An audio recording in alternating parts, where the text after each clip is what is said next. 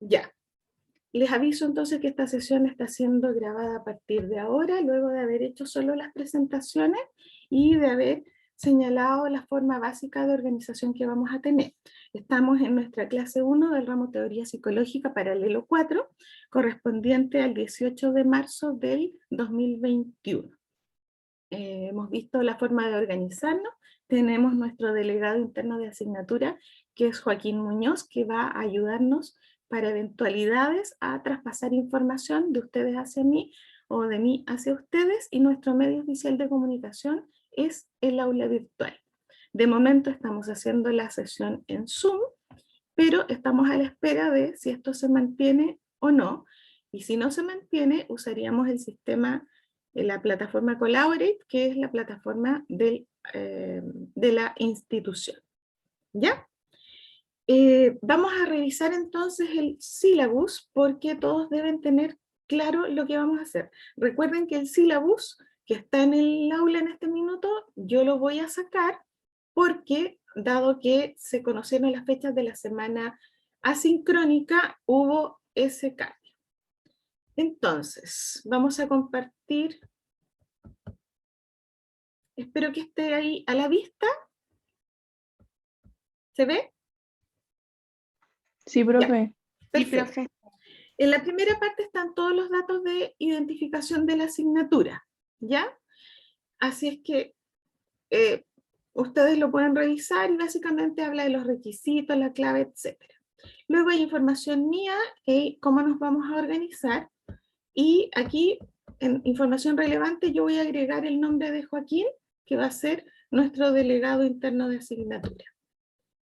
Luego vamos a los propósitos y fundamentos del curso, que es la contribución de esta asignatura al perfil de egreso, es decir, en qué le aporta a usted esta asignatura para su formación de psicólogo.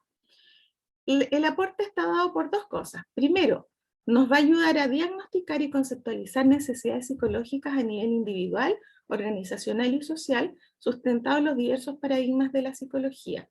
Todo esto apunta siempre nuestra disciplina apunta al desarrollo humano, a la promoción de la calidad de vida de las personas y al bienestar. Nos va a ayudar también este marco de conocimientos a formular en el futuro proyectos de intervención científica aplicada para contribuir efectivamente también al bienestar y al desarrollo humano. ¿Qué significa esto? Que yo la considero una asignatura fundante, y junto con varias otras asignaturas de los primeros años de la formación, nos da el piso conceptual suficiente o necesario para que el día de mañana usted pueda hacer intervenciones. ¿Ya? Ninguna intervención en psicología se hace al azar, ninguna intervención se hace solo por sentido común. Necesitamos tener conceptos, necesitamos manejar conceptos que están dados por la acumulación de la teoría hasta la fecha, que ha ido validando o que ha ido dejando fuera algunos conceptos o algunas miradas, y entonces lo que sí ha resistido la prueba científica del tiempo es lo que nos permite al día de hoy decir con cierta certeza o con cierta tranquilidad que lo que decimos se ajusta a lo que decimos que permite. O sea, por ejemplo, ¿para qué sirve lo que nosotros hacemos? ¿Ya? Cuando nosotros hemos validado una técnica dentro de la disciplina, entonces podemos decir que esa técnica funciona, y eso está amparado en la teoría. Entonces funcionamos de esa manera. Por lo tanto, todos los conceptos que ustedes van a conocer en primero o segundo año, el día de mañana les van a permitir hacer sus intervenciones con las personas. Resultados de aprendizaje básicamente tienen que ver con, primero, entender distintas fuentes epistemológicas. Ahí vamos a conocer lo que es una epistemología, que son en el fondo distintas formas de acercarse al conocimiento. Vamos a conocer también distintas teorías. Aquí tenemos un listado de las teorías, que son las teorías más nucleares, a pesar de que no son todas, pero son las teorías más nucleares que han sido validadas históricamente. Entonces vamos a conocer sobre psicoanálisis, conductismo, humanismo, teoría cognitiva, teoría sistémica y teoría constructivista. Y por supuesto, como cada una tiene sus conceptos diferenciadores y cada una tiene un planteamiento que es distinto a la otra, vamos a poder analizarlas y compararlas críticamente en el sentido de ver cuál es el aporte de cada una de estas teorías en particular a nuestra disciplina y al bienestar humano. Porque lo más probable es que descubramos que son muy distintas, pero también complementarias y que cada una hace un aporte puntual que así ha resistido la prueba del tiempo y cada una nos aporta una mirada que es esencial dentro de la psicología. Con metodología del aprendizaje y enseñanza, es importante considerar que la universidad asume que el estudiante asume la responsabilidad por el aprendizaje, por lo tanto los docentes entregamos herramientas y metodología para facilitar ese aprendizaje, pero es importante que usted tome un rol activo, en ese sentido, que busque, que indague, que profundice, que relea los textos, etc. Vamos a tratar de usar metodologías dentro de lo posible, lo más activas, vamos a enfatizar el aprendizaje colaborativo, y ahí me detengo porque yo quisiera que consideraran que somos un equipo. Y aunque no nos viéramos presencialmente, es importante que nos consideremos un equipo y que nos colaboremos entre todos. Y que también aprendamos a trabajar en grupo, porque siempre, probablemente a la salida al mundo laboral, va a implicar un trabajo con el otro. Son pocas las actividades que se hacen en solitario. Por lo tanto, hay que aprender aprendizaje desde un aprendizaje colaborativo que nos va a servir para trabajar después de manera interdisciplinaria con otros profesionales. Vamos a hacer ejercicios prácticos, análisis de casos, y vamos a tener también que leer harto. Ustedes saben que es consustancial a nuestra profesión la lectura permanente, por lo tanto vamos a ir desarrollando habilidades cada vez más crecientes de lectura crítica analítica. ¿Qué significa esto? Que leer no es hacer una sola lectura del texto, porque eso es solo una lectura exploratoria. La idea es leer y detenerse para captar la estructura de los textos y extraer las ideas fundantes que el autor me está planteando. Por lo tanto, esa lectura es una lectura que requiere un poco más de tiempo y que requiere un poco más de profundidad, no es superficial. Y, por supuesto, vamos a trabajar también para ir mejorando el discurso oral y escrito, y ahí van a empezar a incorporar terminología propia de nuestra disciplina, y, por supuesto, las competencias comunicativas que son centrales para el ejercicio del rol del psicólogo, porque comunicarse con el otro termina siendo básicamente un arte, ¿no? Que tiene una serie de condiciones a cumplir para lograr que efectivamente el mensaje que yo entrego se entienda y que yo sea suficientemente receptivo al mensaje que el otro me está tratando de entregar.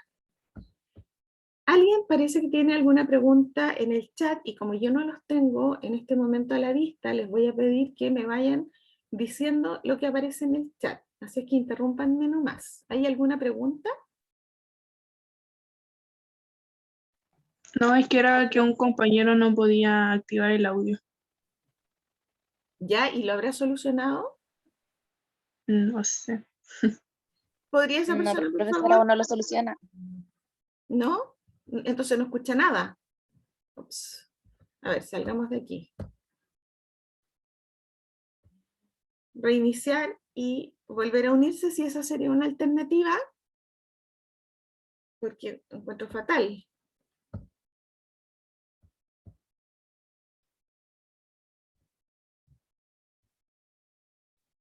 ¿Quién será? ¿Lucas? Sí, profesora Lucas. Yo ya le dije que reiniciara esto, que se saliera y se volviera a meter, pero no sé si lo habrá hecho. Ya, a lo mejor está en eso.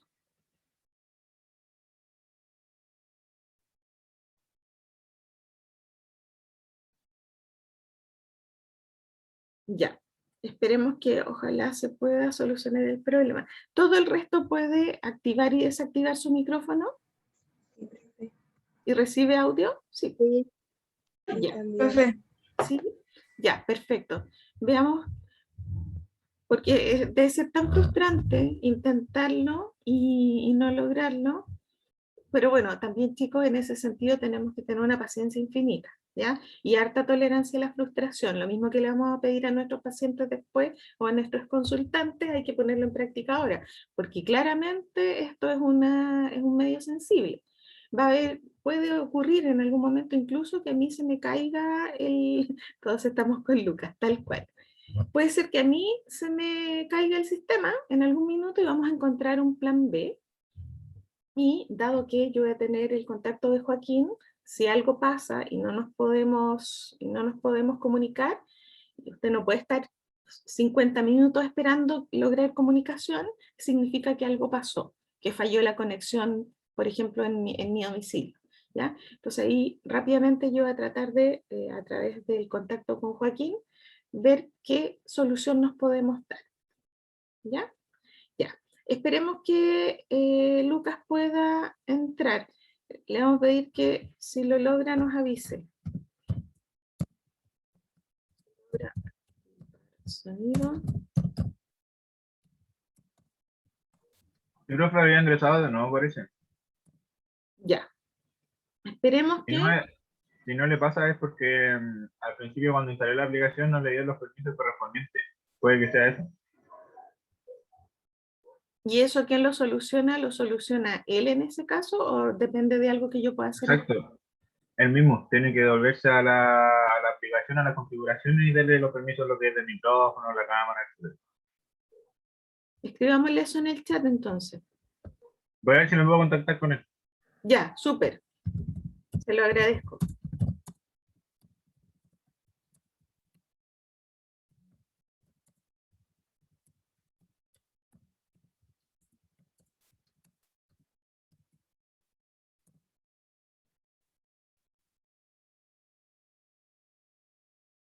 Ya, ahí traté de traducir lo que me dijo Joaquín. Ustedes comprenderán que yo soy harto menos tecnológica que ustedes, así es que me confío absolutamente de lo que ustedes manejan.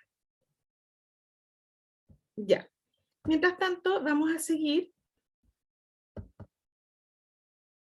Y dado que esto está escrito en el syllabus, después basta con revisar el documento. Ya, y si hay dudas, estas personas que no se han podido conectar me van a poder preguntar. Vamos a la metodología.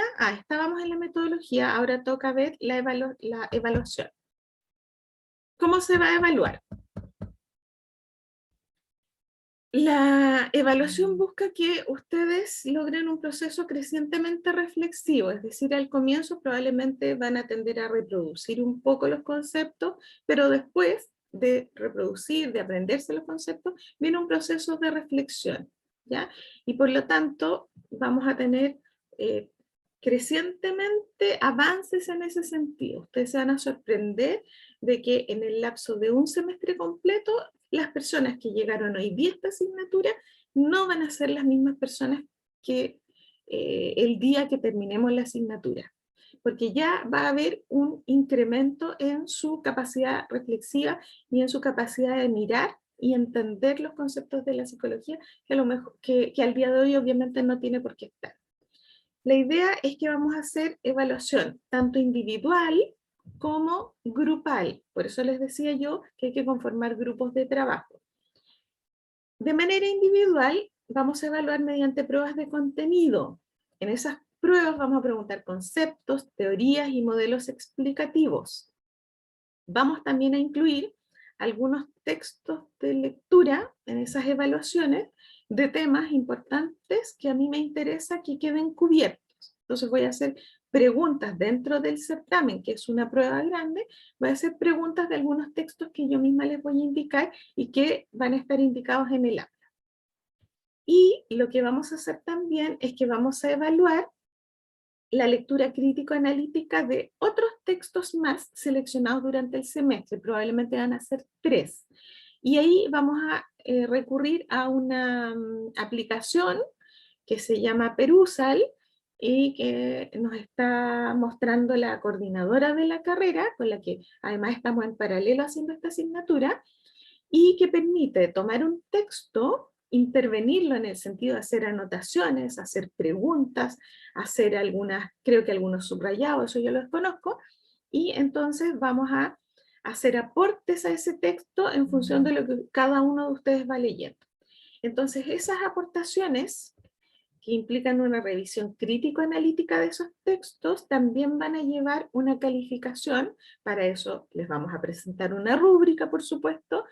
La rúbrica es el detalle de lo que a usted, o digamos un mínimo detalle de lo que a usted se le va a pedir que haga, para que usted sepa qué es lo que se le va a evaluar, y en función del análisis que cada uno haga de esos textos en particular, también se va a poner una calificación. ¿Ya? Todo eso es de manera individual. Cuando hagamos pruebas de contenido, esas se van a hacer en el aula virtual. Están fijadas en el calendario y yo le voy a dar las indicaciones pertinentes antes de la prueba, por supuesto. Pero se contesta online. Así es que ese día ustedes, su actividad no es la clase, no nos juntamos a interaccionar a través de la plataforma, sino que ese día ustedes se concentran en la prueba. Por otro lado, les decía que tenemos evaluación grupal.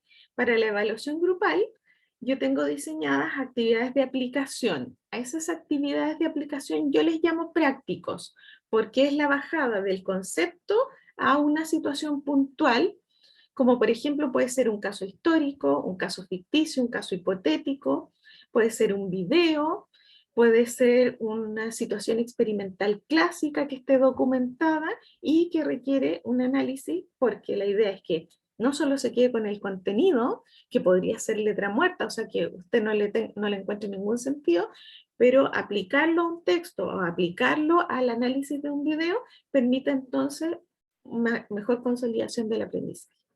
Así es que para esos grupos ustedes tienen que organizarse de manera autónoma, por afinidad, porque se conocen, porque justo coinciden, ustedes ven cómo se juntan, y vamos a formar grupos de más o menos 5 a 6 personas, pensando que serán unas 36, 38 personas, entonces vamos a tener grupos de 5 a 6. ¿Ya? Así es que para la próxima clase les pido que ya traigan organizados los grupos en los que van a trabajar. ¿Por qué? Porque el primer trabajo práctico evaluado es la clase 3. ¿Ya? En 2 clases más ya tenemos esa evaluación inicial. Por lo tanto, ahí todos tienen que tener grupo porque deben trabajar en equipo, no en trabajo individual. Entonces hay que coordinarse. Evaluaciones, que probablemente les interesa esto. Vamos a tener 2 pruebas escritas, o certamen, o solemne, o como le quieran llamar, que son de materia, de harto contenido. La primera es el 29 de abril y la segunda el 24 de junio. Y cada una de ellas pondera un 35% de la nota de asignatura. Y los prácticos, que son estas actividades de aplicación, tienen fecha. Son 5 prácticos y son el día 1 de abril, el 15 de abril, el 13 de mayo, el 3 de junio y el 17 de junio. Y a estos prácticos le vamos a sumar los 3 textos que vamos a revisar, que cada uno va a revisar de manera independiente en su lectura crítico-analítica a través de esa plataforma que yo les decía que se llama, o herramienta que se llama Peruse. ¿Ya? Todo esto, la nota de los prácticos, más la lectura crítico-analítica, su aporte personal a la lectura del texto, pondera un 30% de la asignatura, así que es harto, es un tercio.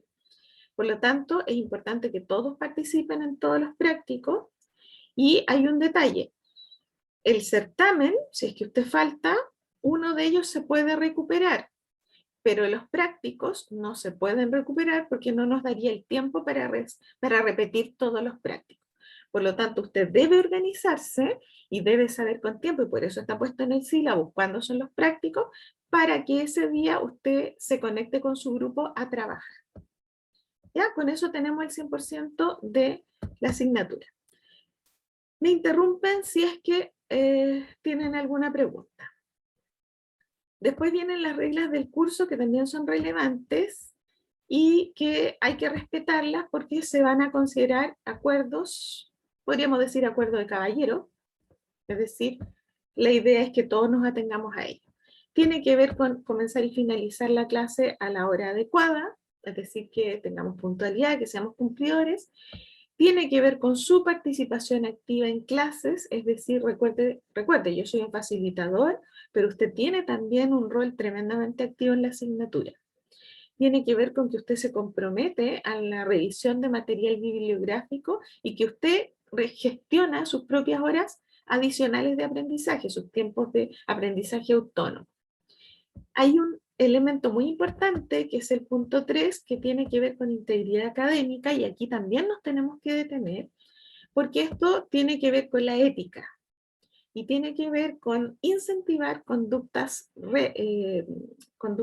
probas, como conductas correctas, y dejar de lado conductas académicamente reprobables que hoy son reprobables a la luz de la asignatura, pero el día de mañana pueden implicar una falta ética con un paciente o con un consultante. Y eso es de la máxima gravedad. Por lo tanto, todas las actitudes reñidas con la ética se deben desterrar. Las más graves probablemente se van a tener que sancionar, porque necesitamos trabajar desde el primer día de la formación del psicólogo pensando en el compromiso ético con la comunidad. Y eso significa varias cosas, como por ejemplo no copiar, como por ejemplo no plagiar. Y se traduce además en una serie de valores relevantes como honestidad, confianza mutua, equidad, justicia, respeto, responsabilidad.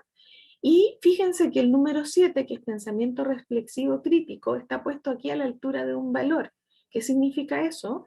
Que se espera del estudiante de psicología un verdadero compromiso en el aprendizaje, porque saber de psicología no es solamente memorizar conceptos, sino que es hacer un trabajo personal de reflexión y de lectura y de revisión crítica de los contenidos, porque solo así aseguramos que usted tenga el peso teórico para enfrentar el día de mañana los desafíos que vienen y pueda asesorar y dar respuesta a las personas. Mal que mal, nosotros estamos en una profesión de servicio.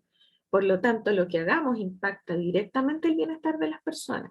Entonces, necesitamos profesionales que se tomen el estudio de la psicología con seriedad, que lean con seriedad, que participen en las clases con seriedad, no aburridos, pero sí con seriedad, que usted se tome en serio el estudio de esta disciplina, porque es una disciplina que simplemente puede tener una injerencia enorme en la vida de los seres humanos.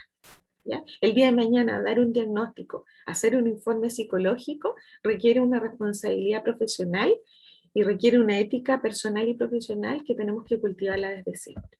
Eso significa que si se comete una falta grave, como por ejemplo copiar o plagiar un trabajo, eso se lleva a dirección de la escuela para ver si amerita alguna sanción. ¿Ya? Puede implicar incluso un sumario. Así es que, ojo chicos, el énfasis de la escuela está muy fuertemente puesto en desterrar aquellas actitudes que no corresponden. ¿Ya? Así que, ojo que también tiene que ver con hacer los trabajos y poner las citas correspondientes. Y poner las fuentes en las cuales ustedes están basando lo que dicen y usar fuentes confiables. Esas fuentes también se las vamos a proveer probablemente en el aula virtual con la profesora del paralelo, porque lo que se espera es que usted consulte fuentes confiables y no que se vaya a fuentes poco confiables, como podría ser el famoso rincón del vago, que sería un atentado en nuestra disciplina. ¿Ya? Un profesional serio, una persona que se está formando, no puede pretender basar sus conocimientos en una página de esa naturaleza. Por lo tanto, hay que recurrir a las revistas especializadas y a los textos especializados. Respecto a la asistencia por reglamento es del 70% para la jornada diurna. No requiere justificación de certificado en el sentido que no porque usted presente un certificado se le va a reponer esa inasistencia. La inasistencia está igual, lo que pasa es que está bien justificada. Y en el caso de una evaluación a la que usted no pueda asistir por fuerza mayor, ahí sí usted debe justificarla con un certificado a través de la intranet en un plazo de 48 horas. Si usted hace esa gestión, y eso es atendible porque hay una razón de peso laboral, enfermedad, por ejemplo, usted tiene derecho a una prueba recuperativa. Y esa prueba recuperativa tiene que ser autorizada. Una vez que usted presenta la certificación, cuando llegue el momento de la prueba recuperativa, a mí me van a informar si usted está autorizado o autorizada y ahí yo le doy el pase para la prueba recuperativa.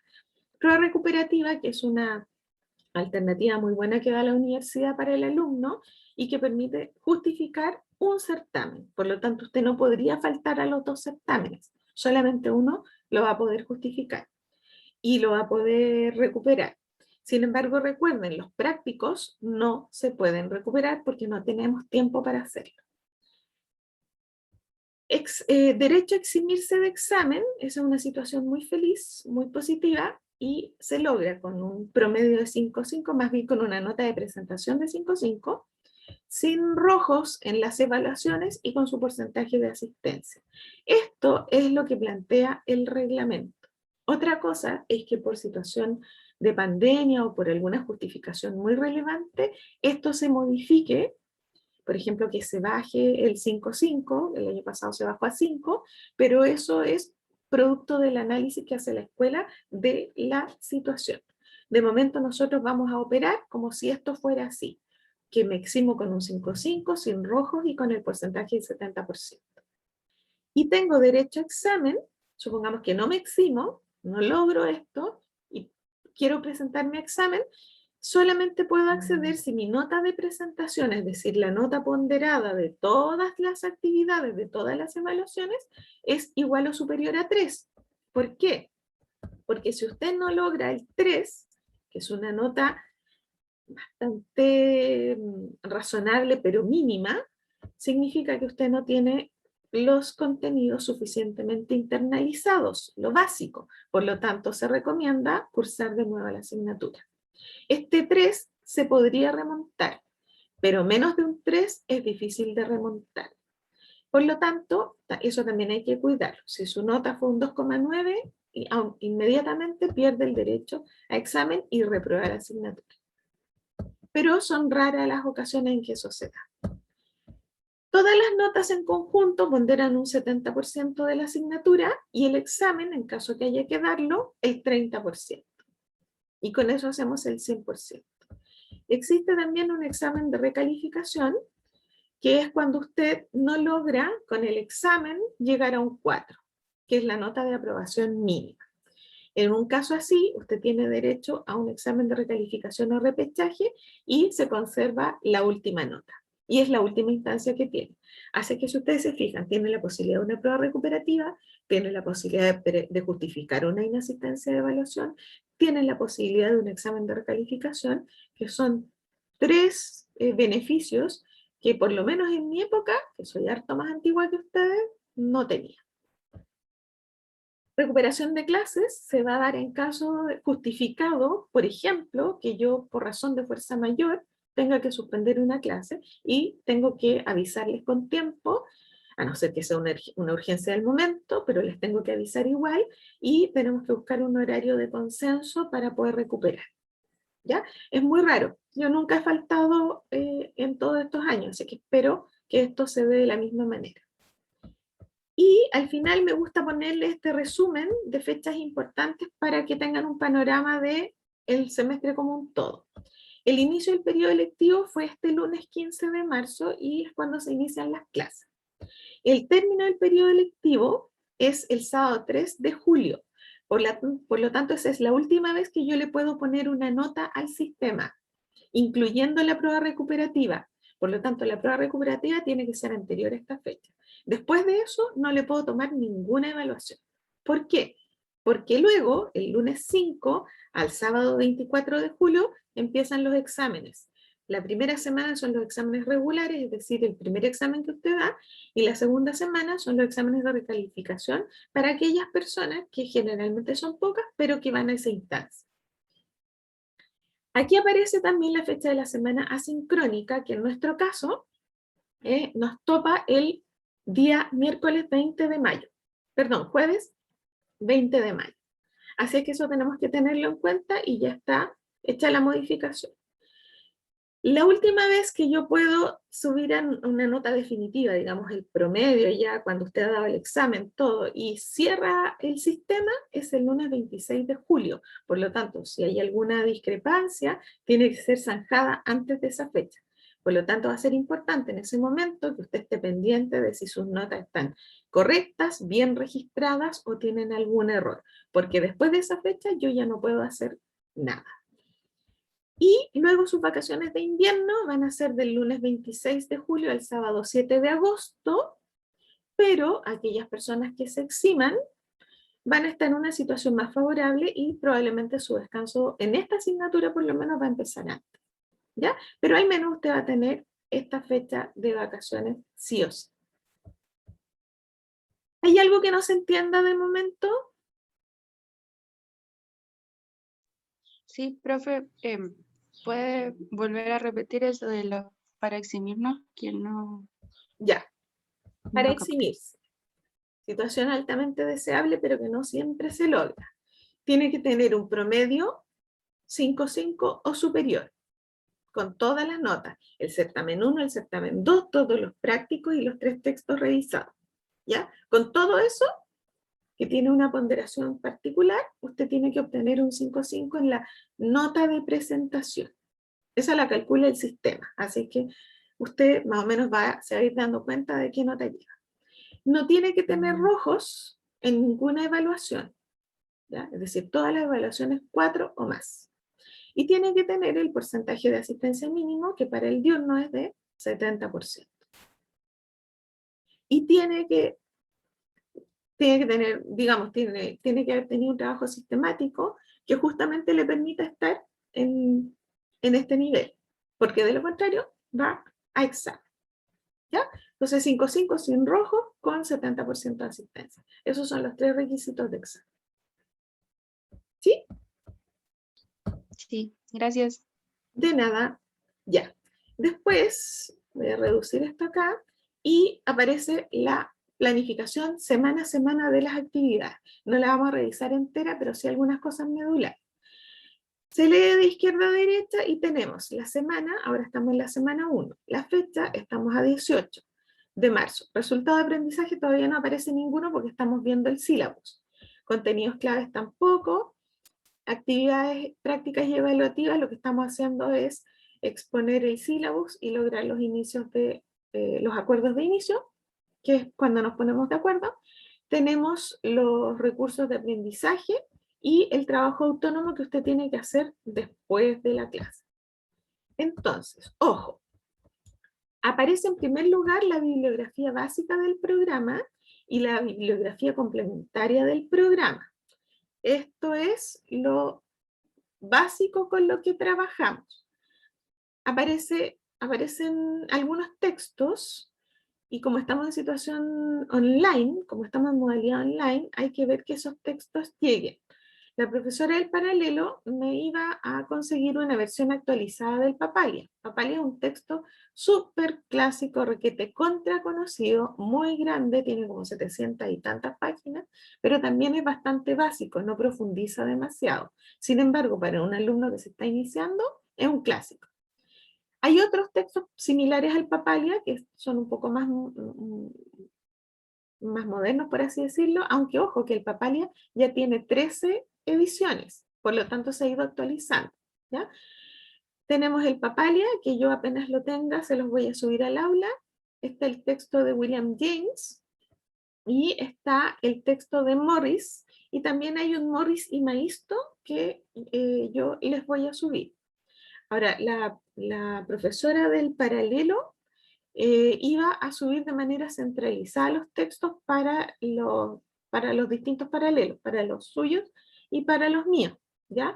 Así es que esperemos que lo haga ella y de lo contrario, si no lo puede hacer ella, yo voy a subir los textos a la brevedad, ¿ya? De los textos de bibliografía complementaria, yo no tengo claro que estos estén, por lo tanto, no los voy a usar de momento, que son el Ríos y el de Amy, ¿ya? Por lo tanto, no se preocupen. Sin embargo, si ustedes se fijan aquí, además de la bibliografía del programa, yo misma voy a poner bibliografía adicional y yo misma se las voy a estar entregando sesión a sesión. Yo tengo una serie de papers y de textos que puedo compartir con ustedes y que me interesa poner a su disposición, y ustedes, en la medida de sus tiempos disponibles, van a poder ir revisando. De manera que va a depender de su nivel de inquietud, de su curiosidad y del tiempo que usted tenga, porque siempre hay algo interesante para leer respecto a psicología. Aquí, por ejemplo, pensemos hoy día vamos a tratar el desarrollo histórico de la psicología. Yo voy a plantear el tema y después vamos a hacer una actividad asincrónica. Aquí lo voy a subir un poquito. Esto es lo de hoy día. Yo voy a trabajar primero el tema de la historia de la psicología y luego vamos a tener una actividad asincrónica sobre campos de la psicología. Y entonces ahí nos vamos a desconectar y ustedes van a trabajar por su cuenta. ¿Ya? Para mi clase, yo me he basado en estos textos que están acá. No todos están digitalizados, pero estamos en proceso de conseguirlos. Por ejemplo, el Davidoff lo estaríamos consiguiendo. El Papalia también, el Morris también, el Morris y Maisto yo lo tengo, así que yo se los voy a subir. Para campos tradicionales, pueden basarse en el Morris y Maisto, en Papalia, en Davidoff, hay distintas alternativas, y para revisar campos emergentes, en la web. ¿Ya? Ahí tienen que distinguir cuáles son los campos tradicionales y luego cuáles son los campos emergentes, yo se los voy a explicar más o menos. Entonces, siempre va a ser así, ¿sí? Por ejemplo, ya, entonces de cada semana que hay, ahí salen las lecturas y esas habría que leerlas. Y ahí, de acuerdo a lo que sale en la página, por ejemplo, de las 6 a las 11, se leería, o sea, por semana, ¿cierto? Claro, usted si tiene el tiempo, si quiere hacerlo, revisa todos los textos en los que yo basé mi clase, ¿ya? Por ejemplo, se mete a todas estas páginas específicamente, pero eso no es un requisito. Están los textos disponibles para que usted lo haga, ¿ya? Ideal que lo haga, pero no es algo que yo vaya a controlar, porque... ¿Y los papers? Ya, a eso voy. Entonces, ojo, los textos en los que yo baso mi clase, no es obligatorio revisarlo, pero usted puede hacerlo, ¿ya? Ahí, espérense que me están llegando millones de mensajes. Ahí. Luego, cuando usted tiene una actividad asincrónica, esos textos se los tengo que proveer yo. Y ahí sí que esos usted los revisa porque en eso va a basar su trabajo asincrónico, ¿ya? Y luego, por Profe, ejemplo, ¿sí? yo tengo el de Davidoff, si necesitan, creo que lo tengo por si lo puedo enviar al grupo de WhatsApp. Si quiere lo O- envíe, yo lo encontré anoche, así es que se los voy a subir. Lo que pasa es que estaba esperando que la profesora iba a subir todo centralizado. Pero si no es así, yo misma se los subo, ¿ya? Y si no, lo compartan entre ustedes, se lo agradezco igual, ¿ya? Ya, gracias. Fue una consulta. ¿Sí? ¿Estos textos los va a subir hoy día? Sí, pues lo de hoy día lo subo hoy día, para que puedan trabajar. Como no están en este minuto en el aula, se los voy a subir yo, ¿ya? No Ya, perfecto. todos los tengo, pero casi todos los tengo. Y por ejemplo, voy a ir más abajo. Acá, supongamos en conductismo, en la clase del 8 de abril, tenemos los básicos, Morris, Papalia, Davidoff, esos son los de siempre, ustedes los van a empezar a reconocer todo el tiempo, pero luego aparece una serie de papers. Del Prato, yo lo tengo, Ardila, yo lo tengo, Pellón, yo lo tengo, Labrador, aquí en vez de, no vamos a usar Martín y Pierre, vamos a usar Labrador yo lo tengo, y son 3 capítulos que yo recomiendo que los lean, entonces eso yo se los voy a subir, ¿ya? De manera que ustedes siempre van a contar con la bibliografía que vamos a estar usando. Y si alguien encuentra un texto interesante que sirva, también lo pone a disposición del curso y lo subimos al aula. Hay que cuidar el derecho de autor, sí, hay que tener esa salvedad.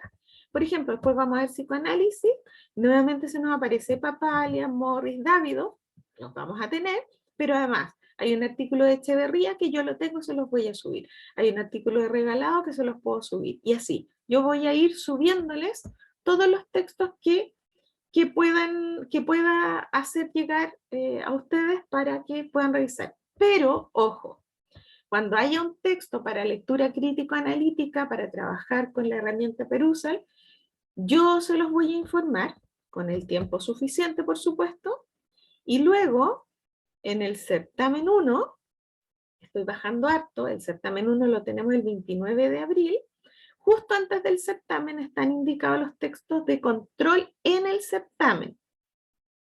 Y en este caso, yo tengo, como la ética es un tema muy importante para nosotros, yo tengo seleccionado del Davidoff y del Morris, o del Morris y Maisto, tengo seleccionadas unas páginas que hablan de elementos éticos del inicio de la psicología en el fondo, no el inicio, sino de cuando se empezó a hablar de ética en psicología. Y entonces aquí aparecen interesantes experiencias de los primeros psicólogos, algunos cometieron errores éticos y a partir de eso se generó toda una reglamentación que nos rige hasta el día de hoy, por ejemplo, para los experimentos, por ejemplo, si es que trabajamos con animales, por ejemplo, si trabajamos con niños, ¿ya? Si hacemos investigación con niños hay que tener ciertas condiciones. Entonces esos textos yo también se los voy a subir y se los voy a subir luego para que ustedes los vayan leyendo con tiempo, ¿ya? Entonces siempre antes del certamen aparecen los textos de control que específicamente yo voy a preguntar, pero para el resto me voy a basar en las clases, ¿ya? Vuelvo atrás, no vamos a revisar todo el sílabus como les decía, pero sí es importante lo siguiente. Es importante que cuando hay cuando hay un práctico evaluado, va a aparecer con negritas. Acá, por ejemplo. La tercera sesión del 1 de abril, en la segunda parte de la clase, ustedes van a hacer un práctico 1 evaluado, que lo van a hacer en grupo, por eso necesito que organicen los grupos, y ese práctico va a ser sobre la psicología como ciencia, ¿ya? Entonces ese día yo voy a introducir la actividad, les voy a dar el texto correspondiente, más el material de clase, porque básicamente el práctico toma la actividad, toma los conceptos de la clase, y con eso ustedes van a trabajar y van a entregar después el resultado de ese práctico por correo o al aula virtual, ¿ya? En cambio, por ejemplo, en esta clase 4 del 8 de abril, tenemos simplemente una actividad, pero no es evaluada. Ese día vamos a ver un video de conductismo, pero sin evaluación, sin trabajo grupal. Y así usted tiene que buscar hasta que aparezca otro práctico evaluado. Por ejemplo, aquí tenemos uno. ¿Y en qué sesión vamos a estar? Vamos a estar en la sesión 5 del 15 de abril y vamos a estar viendo teoría psicoanalítica.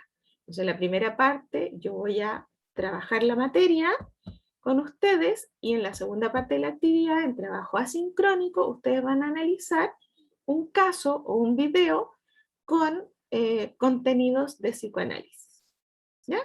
De manera de hacer justamente esa bajada de la teoría a algo más práctico. Luego ustedes van a tener, recuerden que tenemos una semana, tenemos el certamen el 29 de abril, las indicaciones yo se las voy a dar en su minuto, y ese día no nos juntamos a clases, solamente hay certamen. Después de eso seguimos con los temas, y la clase 10, o la semana 10, que es el 20 de mayo para nosotros, tenemos la semana asincrónica, por lo tanto esa semana no nos juntamos.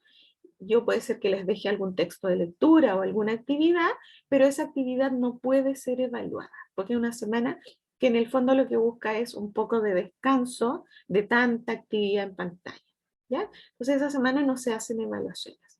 Se retoma después la siguiente semana, y este es el cambio que tuvimos que hacer en el calendario del sílabus, por eso les voy a poner este nuevo sílabus en mi sistema.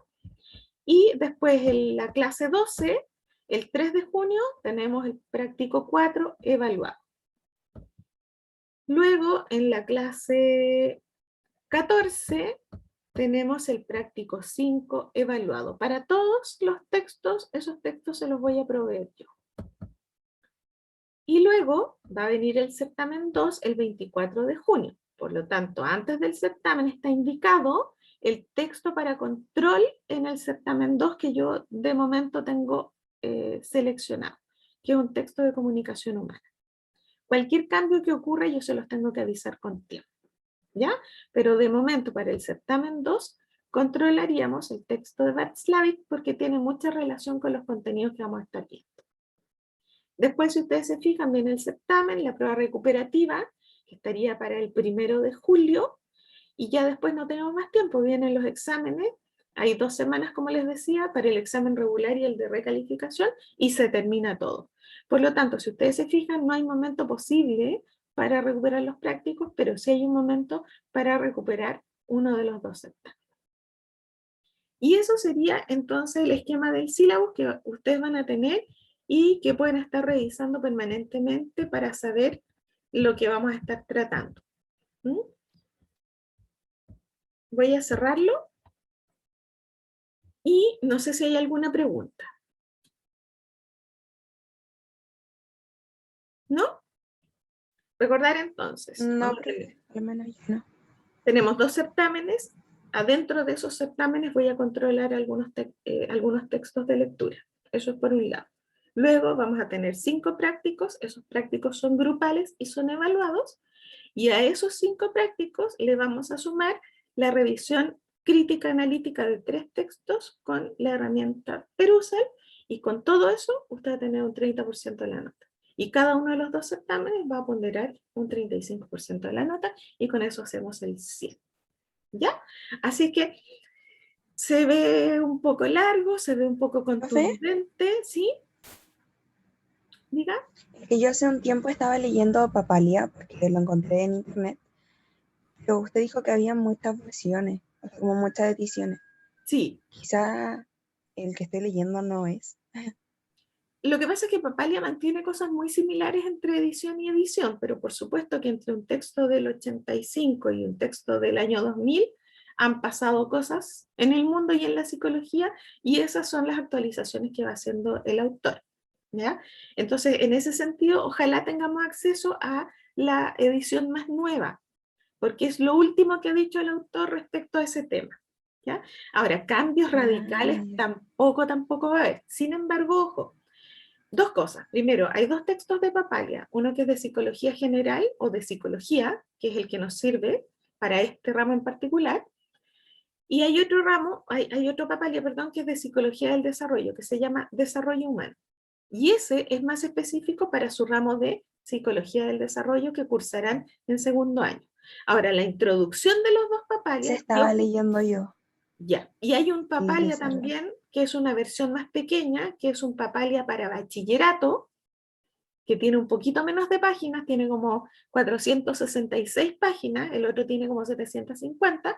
Hay un Papalia básico de bachillerato que yo también conseguí ayer y lo voy a revisar porque por lo que vi, así muy rápido en la noche, también encontramos temas básicos como los campos de la psicología, por lo tanto ese texto también nos podría servir.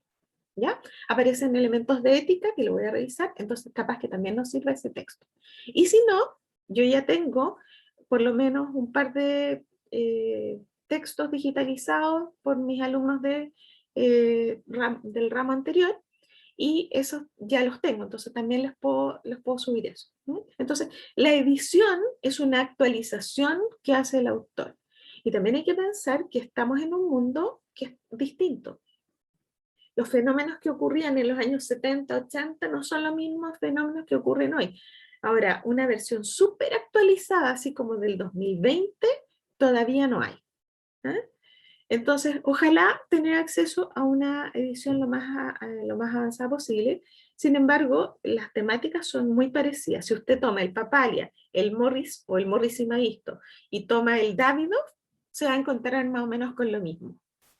¿ya? Porque el conocimiento que muestran estos autores depende de la teoría acumulada, y la teoría es la misma independiente de quién la diga, independiente de quién la escriba, es reflejo de lo que los investigadores han hecho.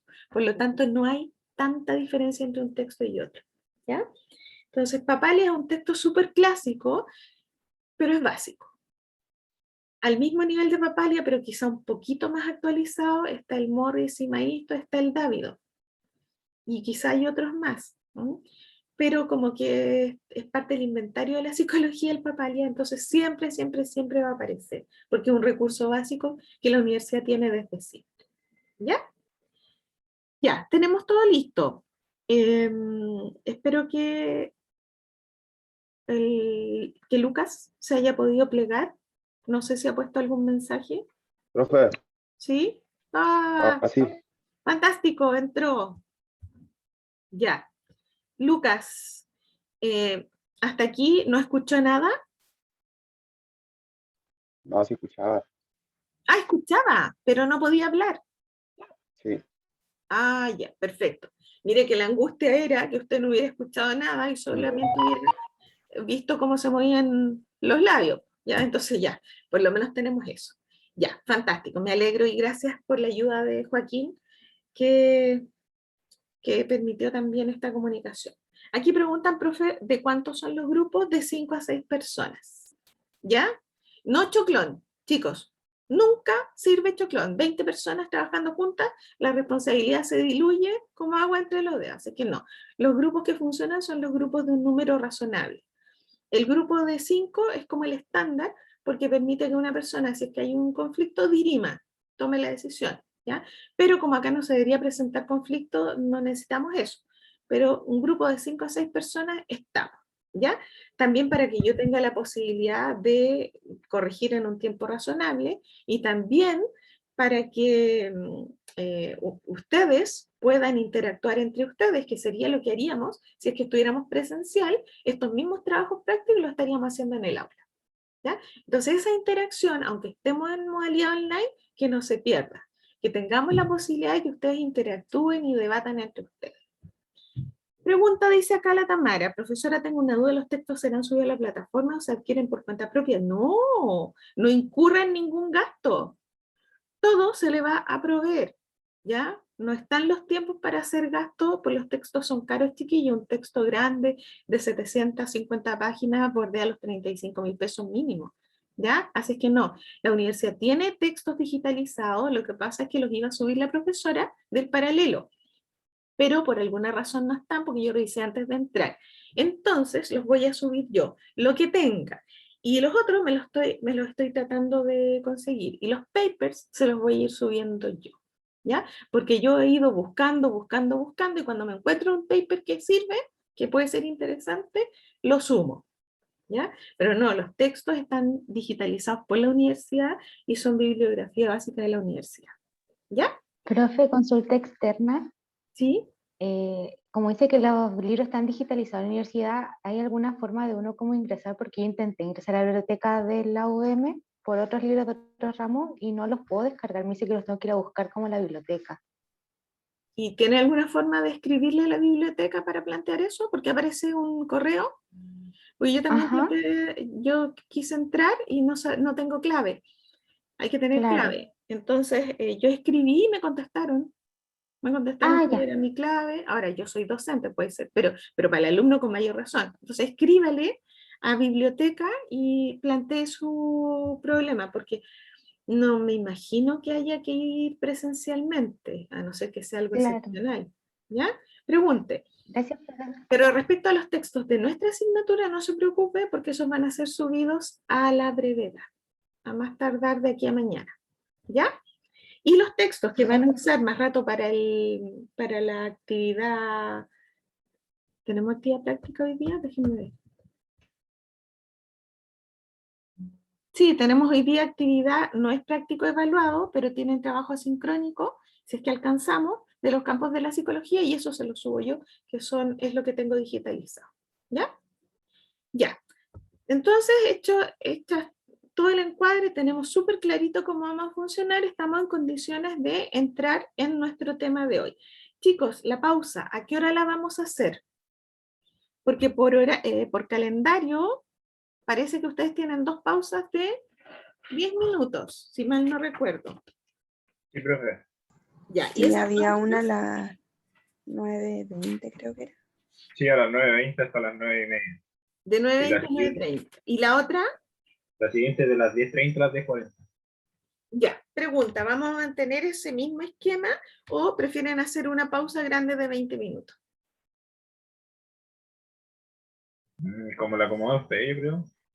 A mí me acomoda cualquier cosa, pero creo que uno le saca más provecho a una pausa de 20 minutos que a una de 10. pero respeto absolutamente mejor. el criterio del curso. Sí, mejor. Ya, entonces, Mejor de 20. O sea, de 20. de 20, entonces si empezamos a las 8:20, 9:20, tendríamos que hacer una pausa, ¿a qué hora? 9:20, A las 8:20, 10, 20, 11:20, 10. tendría que ser, O las 10, yo creo. o A las 10. ¿No? tendría que ser a las 10, ya, tendría que ser a las 10, y la hacemos de 20 minutos. Ahora, chiquillos, esto en el papel porque yo me voy a embalar un poco, de 10 a 10:20. Ya, yo me voy a entusiasmar y capaz que ustedes también se entusiasmen un poco y se nos va a pasar un poco la mano, entonces ustedes ahí me avisan. Y cerramos un poco el tema, lo dejamos redondeadito y hacemos la pausa. ¿Ya? Está la alternativa de que hagamos de que avancemos a un poquito más allá de las 10, no sé si ya están muy fatigados, no creo, son 1/4 para las 10, que dejemos un poco avanzado el tema y de ahí hagamos la pausa, o ustedes me dicen, porque tenemos 15 minutos. Entonces, avancemos una media hora, resisten media hora, ¿sí? Bueno, Ya, por mi parte, hagamos no la tengo media problema. hora. ¿Cómo? ¿Sí? Por mi parte, yo no tengo problema. Porque Ya, Sí, entonces, profe, démosle nomás. ya, 10:15, avísenme. Y 10:15, paramos. Ya, y de ahí, sí. Ya. Vamos a compartir presentación. Tenemos ahí, espero que esté a la vista, tenemos el desarrollo histórico de la psicología como disciplina y su campo de estudio. Y lo primero que les tengo que preguntar es si están familiarizados con este signo que está aquí arriba a la izquierda. ¿Alguien lo conoce? ¿O al revés, alguien no lo conoce? Yo, profe, yo no lo conozco. Ya. Este es el signo Tampoco. sí del alfabeto griego. Y es la forma como nosotros los psicólogos escribimos psicología, de manera abreviada. Cada vez que usted encuentre este signo, usted va a decir, psicología. ¿Ya? Entonces nos identifica y lo usamos bastante. Segunda pregunta, ¿alguien conoce esta foto histórica que está puesta acá abajo a la izquierda? esa sí que no. ¿No? No. Ya, les cuento, es súper relevante porque se lo debemos en gran medida a este caballero de barbita que está en el medio, que es un alemán que se llama Wilhelm Wundt. De ahí en un ratito más vamos a conocer sobre él. ¿Y por qué es importante? Porque aquí estamos nada más ni nada menos que en el primer laboratorio de psicología experimental creado en Alemania. Esta es una foto extraordinaria, porque miren los instrumentos con los que contaban. Tienen unos aparatos aquí de medición, tienen unos pupitres y unas pequeñas máquinas para llevar registro. Y eso es un hito tremendo. Imagínense que esto ocurrió en 1879, o sea, de manera muy, muy temprana, y este caballero, Wilhelm Wundt, tuvo, junto a otros psicólogos, la visión de pensar que a lo mejor nosotros podíamos hacer un trabajo científico. Por lo tanto, hoy día vamos a aprender sobre este señor, entre otros hitos de la psicología. ¿Ya? Así que esa foto está ahí puesta de manera intencionada porque marca un antes y un después en nuestra disciplina. Entonces tenemos que entender qué es la psicología. Y para entender la psicología, vamos a pensar que la psicología responde a una interrogante. Y esa interrogante es respecto a la naturaleza humana.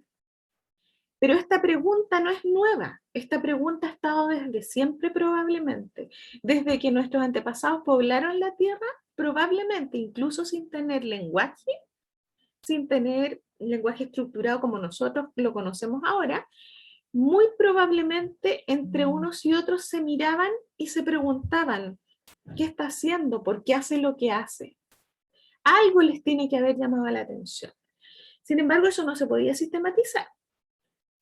Tuvo que llegar la filosofía y los filósofos de la antigüedad en la Grecia, lo que hacían también era preguntarse sobre la naturaleza humana. Y ahí ya teníamos un sistema de signos y símbolos, teníamos un alfabeto, Y ahí ellos se preguntaron sobre el comportamiento humano, pero desde la filosofía, que tiene mucha influencia en nuestra disciplina.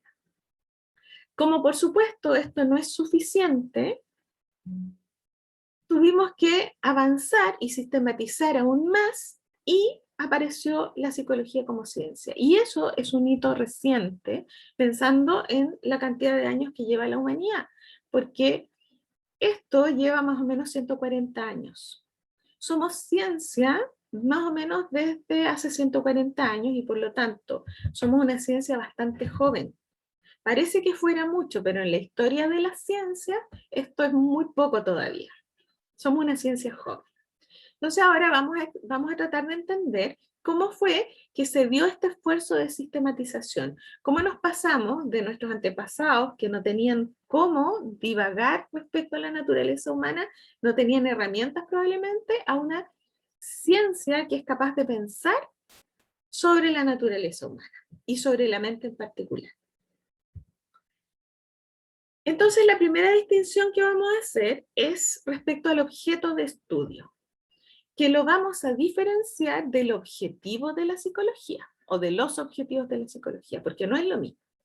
Ojo que cuando hablamos del objeto de estudio estamos hablando del tema de interés. ¿Ya? Ese es el objeto de estudio de una disciplina, el tema de interés que estudia. Y aquí hay una pregunta que prácticamente se contesta a sí misma, porque uno intuye que no puede haber sido siempre el mismo. En 140 años, lo más probable es que haya habido más de algún cambio. Entonces, hoy día vamos a aprender que en la historia de la psicología reconocemos 3 momentos, reconocemos 3 objetos de estudio. El primer objeto de estudio fue el alma. Cuando partió la psicología, partió influenciada justamente por la filosofía, dado que los filósofos eran los que divagaban o pensaban sobre la naturaleza humana. Y en particular dentro de la filosofía hay una rama que es la metafísica, ustedes habrán escuchado ese concepto alguna vez, y estudia lo que está más allá de la materia. Por lo tanto, estudia esta especie de relación entre la materia y el espíritu. Y de la metafísica, entonces, nosotros tomamos los primeros conocimientos. La metafísica, como es parte de la filosofía, usa un método de estudio, que es el método de la filosofía. Y ese método es la especulación. ¿Ya? Entonces, venimos de la metafísica tiene un método de estudio y ese método de estudio es la especulación. ¿Por qué hablamos de especulación? Porque tenemos que hacernos la siguiente pregunta. ¿El alma se ve? No, ¿cierto? ¿El alma tiene materia? No. Y entonces, ¿cómo hablamos sobre algo que no se ve y que no tiene materia? Solamente podemos especular. Y entonces tenemos un gran problema, que cuando nosotros usamos la especulación, no podemos hacer una prueba, o sea, no podemos ofrecer una prueba de aquello de lo que estamos hablando. No podemos demostrar empíricamente con algo observable que lo que decimos es cierto. Por lo tanto, el primer objeto de estudio y el primer método asociado al objeto de estudio tiene sus limitaciones. Nosotros, para hacer una ciencia, necesitamos ofrecer evidencia. Y por lo tanto, ¿qué creen que pasó? Esto no fue suficiente. Y entonces hubo que encontrar una forma de ir más allá de la filosofía, de la metafísica, de la especulación. Porque si yo hablo solo en términos de especulación, no tengo forma de probar o refutar lo que digo.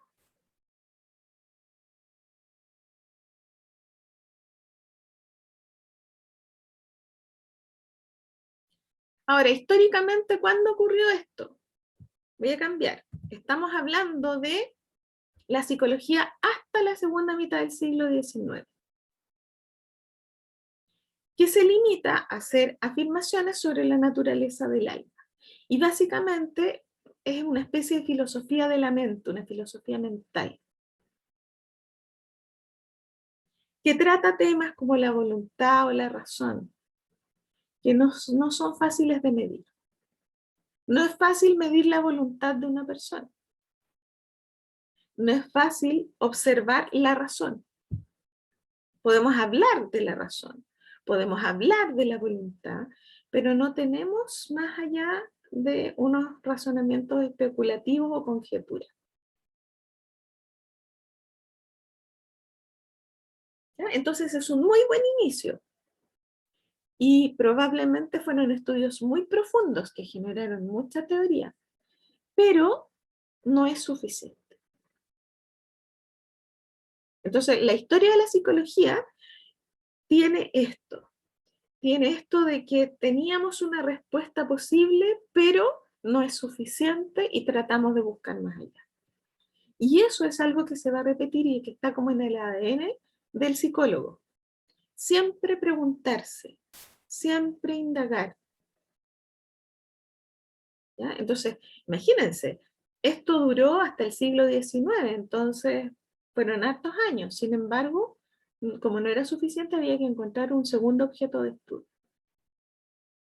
Y el segundo objeto de estudio es la conciencia. Después de haber estudiado el alma, los psicólogos se pusieron a estudiar la conciencia. Y llegar a este segundo objeto de estudio tiene que ver con que a esas alturas las ciencias que más reconocimiento tenían eran las ciencias biológicas. La física, la biología, la química y la fisiología, que estudia el cuerpo, los sistemas corporales. Y resulta que estábamos influenciados por este tipo de disciplinas.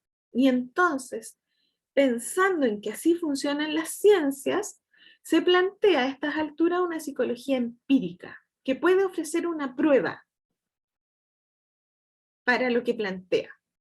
¿Qué se hace entonces? Para tratar de distanciarnos de la filosofía y de la metafísica, y para tratar de dejar de lado el método especulativo, lo que hacemos es mirar a las ciencias exactas, a la biología, y tomar el método científico que ellas usan, y tomarlo a préstamo y utilizarlo en psicología.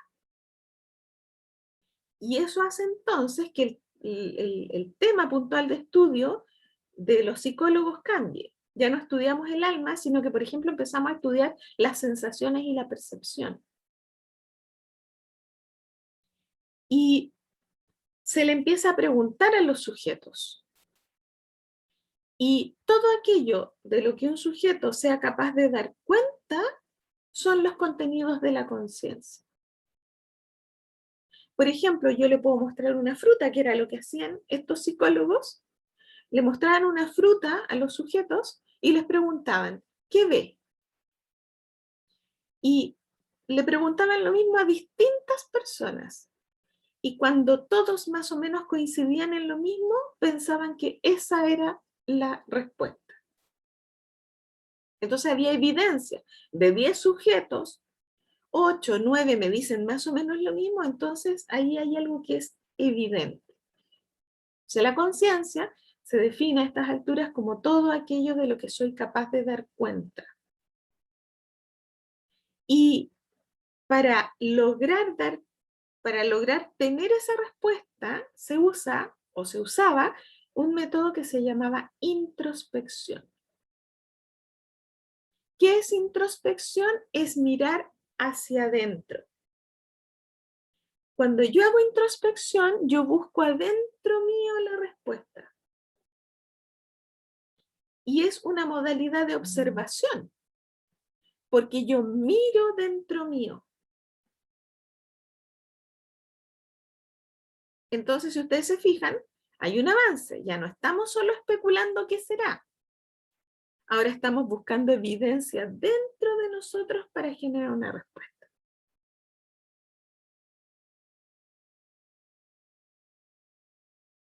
Entonces, por ejemplo, le pasamos la fruta y el sujeto nos dice, ¿qué ve? Y el sujeto nos va a describir probablemente. Si es una naranja, veo algo esférico, de color naranja, tiene un poco de porosidad, y si la pruebo, tiene un sabor ácido, y si tuviera que describir la emoción que me genera es de agrado, o podría ser desagrado porque me carga lo ácido.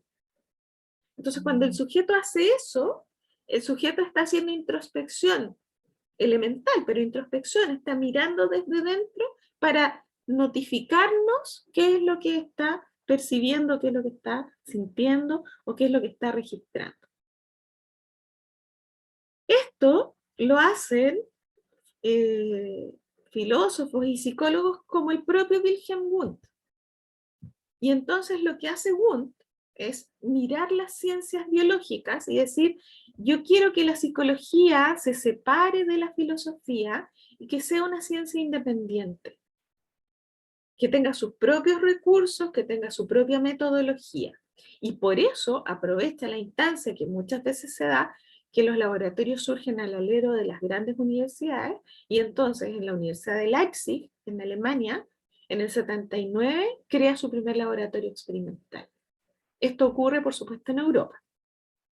Y lo que busca Wilhelm Wundt en su laboratorio es poder manipular y tratar el fenómeno psicológico de manera objetiva, tal como lo hacen los científicos. Él piensa que un psicólogo debe trabajar de la misma forma que un físico trabaja en física y que un químico trabaja en química.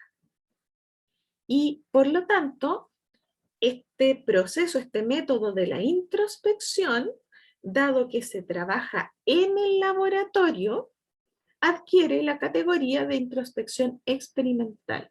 ¿Por qué? Porque el reporte de la introspección de los sujetos ahora se lleva a un registro. Y cuando yo tengo un registro, cuando puedo llevar un detalle de las observaciones de los sujetos, hay una primera posibilidad de medición. Entonces el mérito de Wundt, al que le debemos mucho, es enorme. Es enorme porque nos situó en un estándar bastante más cerca de las ciencias exactas, sin ser una ciencia exacta. Y pensó que había que medir, pero lamentablemente había que dejar de lado aquellos procesos superiores, muy elevados, que todavía no eran susceptibles de registrar o de medir. Entonces también hay una crítica a Wundt, de que esto no es tan factible. Hay un tremendo avance, pero también tiene sus detractores. ¿Ya? Entonces, hablamos con Wundt de una introspección experimental. Y por lo tanto, con Wundt tenemos un hito extraordinario porque el laboratorio científico de Wundt marca el origen de la psicología moderna, de la psicología científica. Y todo lo que es antes de Wundt pasa a ser psicología no científica y por lo tanto no tiene tanto peso como la psicología moderna. Cuando yo puedo hacer observaciones y puedo controlar una situación en el laboratorio, entonces puedo medir los sucesos, entonces estoy en una psicología que ofrece pruebas. Estamos en una psicología empírica, que era justo lo que le faltaba a la filosofía. La filosofía tenía, acuérdense, la dificultad de que no podía ofrecer una prueba empírica de lo que decía. Aquí por primera vez tenemos la posibilidad de ofrecer una prueba empírica. Llevamos a los sujetos al laboratorio, registramos sus respuestas, les preguntamos a varios lo mismo y por lo tanto tenemos la posibilidad de decir que lo que se repite más o menos es válido. ¿Ya? Ese fue el gran hito que se dio para que la psicología fuera científica y por eso nosotros honramos desde una mirada científica lo que hizo Wundt. Nosotros no podemos hacer el camino inverso, no nos podemos salir de la ciencia porque tenemos un compromiso de que lo que decimos lo tenemos que demostrar. ¿Ya? Eso significa entonces que nosotros como psicólogos tenemos dos papás. Somos hijos de la filosofía, ya sabemos, porque primero estudiábamos el alma, y somos hijos de la fisiología, porque fue a partir de la fisiología que se empezó a comprender también integradamente la naturaleza humana. Y no es casual que, dado que en el siglo XIX y XVIII se hicieron grandes descubrimientos, por ejemplo, en estos temas como médula espinal, impulso nervioso, se avanzó en el conocimiento del cerebro, los nervios, los órganos de los sentidos. Eso fue tremendamente relevante e hizo que los primeros psicólogos probablemente hayan venido de ese mundo. Por lo tanto, no es raro que los primeros psicólogos hayan sido médicos, biólogos, fisiólogos, físicos o químicos. Entonces tenían su formación científica y esa formación científica nos influye. Y el hecho de que sean varios fisiólogos, es decir, que trabajan con el mundo del funcionamiento de los sistemas corporales, el hecho de que sean fisiólogos es relevante porque significa que nosotros, para entender la naturaleza humana, también tenemos que saber mucho sobre biología y fisiología. Por eso en la malla de la carrera está el ramo de neurofisiología, por ejemplo. Porque no podríamos concebir que el funcionamiento de la mente no sea sino en función de un sistema nervioso que lo respalda. Por eso que tenemos que saber mucho de biología y fisiología y del sistema nervioso en particular. Porque para que uno funcione mentalmente tiene que haber un sistema nervioso indemne, que funcione, que esté sano.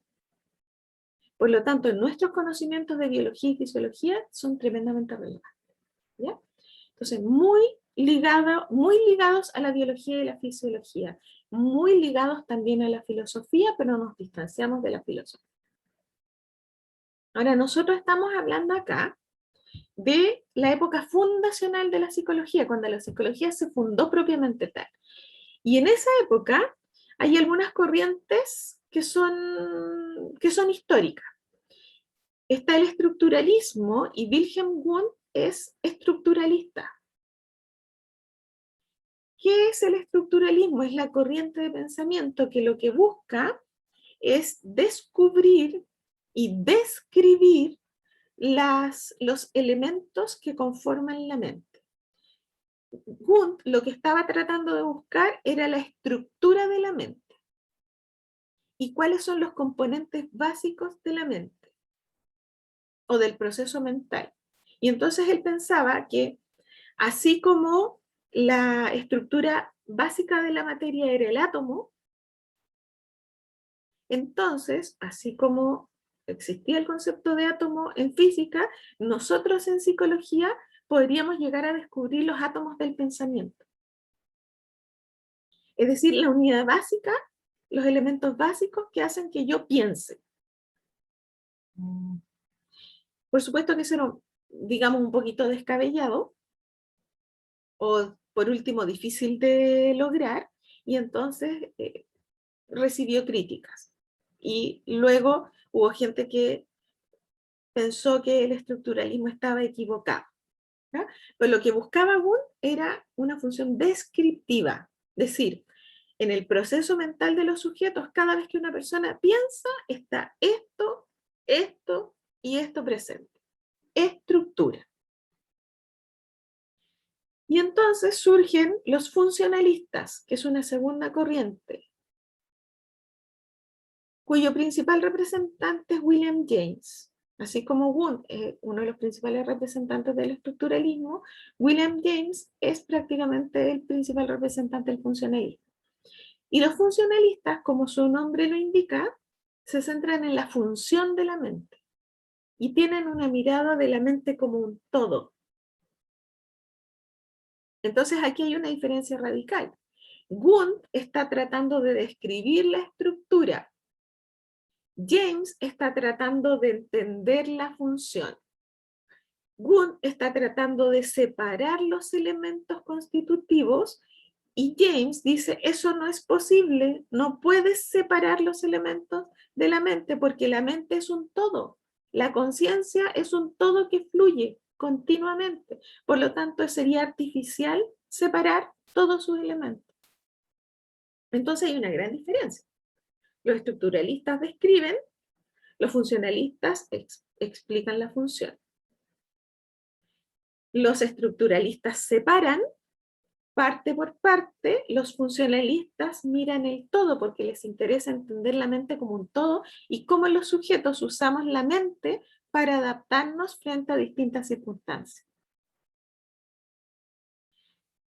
Hay un discípulo de Wundt, que es Tichtener, que lleva las ideas de Wundt a Estados Unidos y también tiene cierto éxito. Pero básicamente se empieza a imponer el funcionalismo de James. Y James trata de llevar las ideas funcionalistas al mundo de la clínica, al mundo de la educación, pero ya había un esfuerzo de usar herramientas más bien científicas. Sin embargo, los dos movimientos por sí solos pierden fuerza. Hay un tercer movimiento que también aparece en esa época, que es la escuela alemana de la Gestalt o Gestalt. Y sus representantes son estos, Wertheimer, Kafka y Kohler. Son alemanes también. Y el tema de esta escuela alemana es la percepción. La forma de entender al ser humano, según ellos, se centran, para ellos su tema de interés básico es entender cómo los sujetos percibimos, cómo organizamos la percepción y cómo entendemos el mundo. Entonces, si ustedes se fijan, distintos fundadores han mirado distintos elementos. Nos han dado luces sobre distintas cosas. La estructura de la mente, función de la mente, forma de organizar las percepciones. Sobre la Gestalt van a conocer en el ramo de procesos psicológicos. Vamos a dar por superado el estructuralismo y el funcionalismo, a pesar de que los aportes de William James los conservamos hasta el día de hoy. Y por supuesto la importancia de Wundt de todas maneras. Sin embargo, estas corrientes son superadas por una serie de situaciones que empiezan a acontecer, entre las que se encuentran, por ejemplo, la teoría de Darwin, con su origen de las especies, que empieza a preguntarse sobre las emociones, tanto en el hombre como en el animal. Por lo tanto, nos invita a mirar la conducta animal. Aparecen también dos franceses, que son Binet y Simon, que el año 1905 crean el primer test de psicología. Miren chicos, 1905, y aparece el primer test. Y son unos test que le aplican a unos niños de colegio, de educación básica. Y entonces se dan cuenta que para estudiar la inteligencia, porque ellos estudian la inteligencia, no es suficiente la introspección. No puedo fiarme solo del relato del sujeto que está buscando dentro de sí para entender, por ejemplo, la inteligencia. Porque yo le puedo preguntar a una persona, ¿usted se considera inteligente? Y la persona me puede decir, sí, me considero medianamente inteligente, pero no tengo cómo medirlo. Entonces aparecen los test. También ocurre que los psiquiatras, como por ejemplo Charcot, que es muy influyente, se empiezan a dar cuenta que hay una dicotomía entre la conducta y aquello que escapa a la conciencia. Y se empiezan a dar cuenta que muchos de los comportamientos ocurren sin que los sujetos se dan cuenta de lo que hacen. Y entonces se abre otro campo de estudio. Y muy cercano a Charcot, muy influenciado por sus teorías, tenemos a Freud, que también arroja su concepto de inconsciente y se da cuenta que también está esta dicotomía y que parece que la conducta no siempre traduce elementos conscientes, ¿ya? Y pareciera que el inconsciente es determinante en la conducta de los sujetos. Entonces, y con esto vamos a cerrar en estos 3 minutos que nos quedan, se empiezan a desarrollar una serie de temas que de alguna u otra manera se empieza a desarrollar una temática nueva. Y empieza a aparecer con fuerza la idea de que debiéramos explorar ya no la conciencia, sino que debiéramos explorar la conducta de los sujetos. Y entonces el tercer objeto de la psicología es la conducta. Nos pasamos del alma a la conciencia, a la conducta. ¿Por qué? Porque se empezó a criticar que si nosotros solamente dependíamos de observaciones subjetivas, no estábamos siendo totalmente científicos, por lo tanto hay que buscar una mayor objetividad. Y esa mayor objetividad estaría dada por algo que sea observable, medible, verificable, cuantificable. Y entonces nos cae de cajón y nos viene como anillo al dedo el empezar a pensar que si nosotros estudiamos la conducta, realmente tenemos un objeto de estudio, tenemos una materia que nos permite justamente sacarle el mayor potencial al método científico. Entonces se instala definitivamente hasta nuestros días el estudio de la conducta y es la que nos permite trabajar científicamente apegado al método científico porque la conducta la podemos medir, cuantificar, la podemos observar y podemos tener una conducta y podemos tener 10 observadores o 20 observadores y si 20 observadores observan más o menos lo mismo, entonces podemos decir que eso es más o menos cierto. Entonces la conducta pasa a ser nuestro tercer objeto de estudio y definitivo, que es la que nos permite hacer este trabajo más bien científico. Ya no estamos especulando, ya no estamos dependiendo solo del relato de un sujeto, sino que ahora tenemos realmente por primera vez la posibilidad seria y efectiva de hacer mediciones incluso a nivel de laboratorio. Todo lo que yo les he dicho se sintetiza en este cuadrito que va a estar en el resumen y que muestra los 3 objetos de estudio. Alma, conciencia, conducta, con su respectivo método, con su respectiva época y con su principal origen o influencia.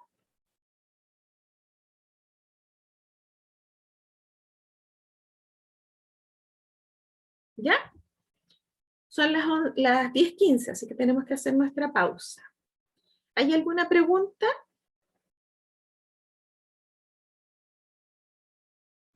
¿No de momento? Ya. Entonces, paramos hasta las 10:35 y a las 10:35 nos juntamos.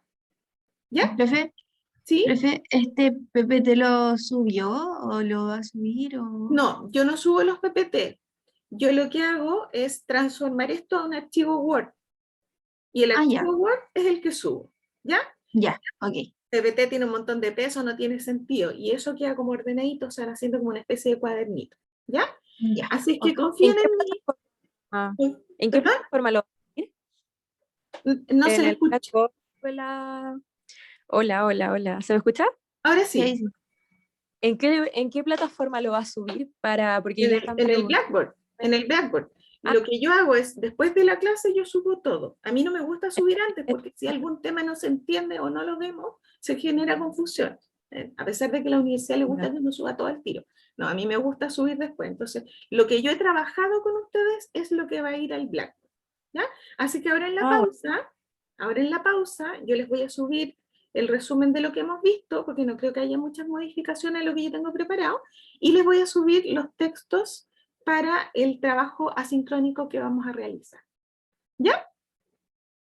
Listo, voy a salir de acá y vamos a la pausa. Háganse un cafecito, vayan al baño, coman algo, y esto va a quedar pausa.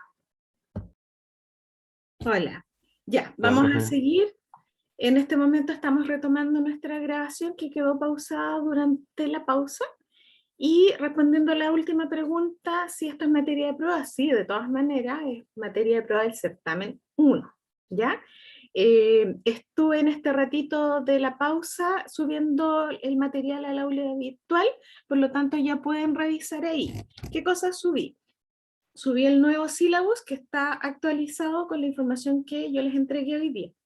Subí también, bueno, el programa de asignatura ya estaba, subí el resumen de esta clase, alcancé a subir 2 textos grandes, que son el Morris y el Papalia de bachillerato, que es este Papalia más chico que les digo yo, y les subí los 2 textos que tengo digitalizados específicamente de campos de la psicología, que es para el trabajo asincrónico.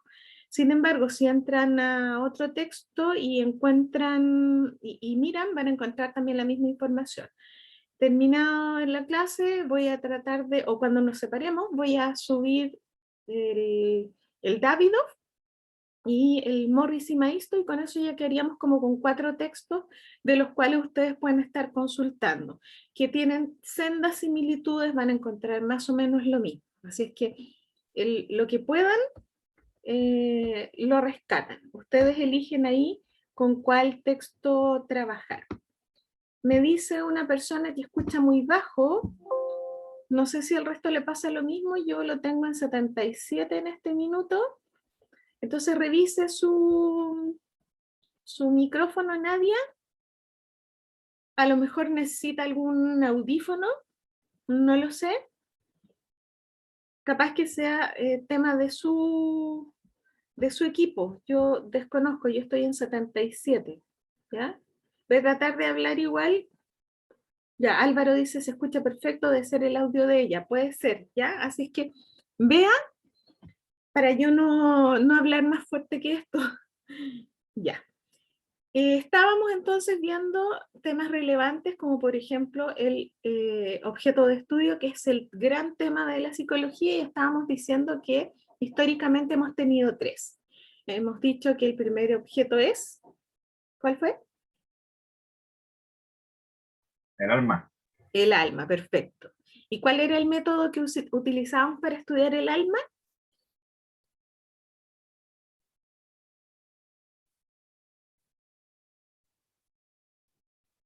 ¿Quién se acuerda? Era pura especulación de algo que no se puede ver y que no se puede demostrar, por lo tanto el método es especulativo. Luego nos pasamos al segundo objeto, que es La conciencia. la conciencia. ¿Y quién puede dar una definición de conciencia muy simple?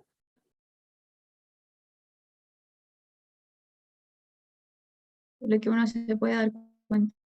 Exacto, bien Catalina, aquello de lo que uno puede dar cuenta. Si yo les pregunto a ustedes qué día es hoy, ustedes pueden dar cuenta de qué día es hoy. ¿Dónde están? Van a dar cuenta. Si ustedes estuvieran en coma, no podrían dar cuenta. Entonces, aquello de lo que yo sí puedo dar cuenta es lo que está en mi conciencia. Y para estudiar la conciencia, acuérdense, usábamos un método de observación que era la introspección. Y esa introspección, que es mirar hacia adentro, se lleva después al laboratorio y se transforma en introspección experimental, porque el relato del sujeto yo lo puedo registrar y por lo tanto puedo llevar incluso una pequeña estadística de lo que nos dicen.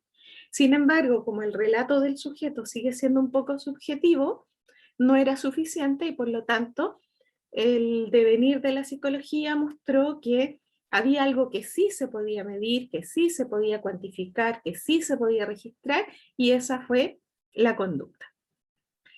Si eso es así, y nuestro tercer objeto de estudio es la conducta, entonces, ¿cómo creen ustedes que definimos al día de hoy la psicología? Como un método que estudia la conducta, ¿no? Ya. Vamos a perfeccionar esa definición que está muy cercana a lo que buscamos. ¿Quién dio esa respuesta? O comportamiento. Yo, ¿Quién es yo? Que no la tengo a la vista. Orieta. Orieta. Ya. Muy cercana a la respuesta. Ahí está. A la luz de lo que hemos dicho, ¿qué es la psicología? Efectivamente, la psicología es el estudio científico. Eso le vamos a agregar. Acuérdense, estamos haciendo un esfuerzo científico. Un estudio científico del comportamiento o conducta, que es lo mismo, y le vamos a agregar también de los procesos mentales. Este concepto, este vocablo, psicología, viene del griego. Lo dividimos en 2. Psico viene de sige, que es la mente, que era el equivalente al alma, y logía viene de logos, que es conocimiento, estudio. Por lo tanto, es el estudio de la mente, el estudio en su momento del alma. ¿Ya? pero es un estudio científico, tiene tiene algo especial, no es un estudio aleatorio, no es un estudio basado en la intuición o en el sentido común, sino que es un estudio científico. Y esta definición tiene 3 patitas. Es el estudio científico porque usamos sistemáticamente herramientas que son propias del científico. Es el estudio del comportamiento, que es aquello observable directamente. La conducta de las personas yo la veo. Ustedes ven mi conducta, yo veo su conducta. Es algo objetivable. Pero también nos dedicamos al estudio de los procesos mentales, y los procesos mentales son aquellos que no se ven, ocurren dentro de nuestra mente. Por lo tanto, ¿cómo tenemos noticia de ellos? A través de la conducta de la persona. Por lo tanto, si ustedes se fijan, se cumple el requisito de que tenemos un elemento, que es la conducta, que nos permite hacer esto. Nos permite ver tanto la conducta manifiesta como aquellos procesos mentales que se podrían deducir de esta conducta manifiesta. Ahora, ¿a qué le vamos a llamar conducta?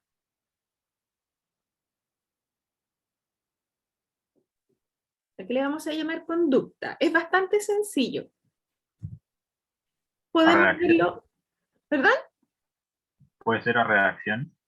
Las reacciones, de hecho está acá abajo, también pueden ser las respuestas que da una persona, también pueden ser las operaciones que despliega de todo tipo, y si sumamos y restamos, entonces conducta es todo lo que hace una persona. Y eso es lo que estudia la psicología. Y nosotros nos volvemos expertos en la descripción, análisis, comprensión, etcétera, etcétera, de esas conductas. Porque además esas conductas deben ser expresadas de una manera tal, o deben ser descritas de una manera tal, que todos los psicólogos más o menos veamos lo mismo, o que todas las personas más o menos veamos lo mismo, para tener un grado de consenso. Entonces es muy importante que con el tiempo ustedes van a ir afinando hasta llegar a una descripción de conductas cada vez más específicas.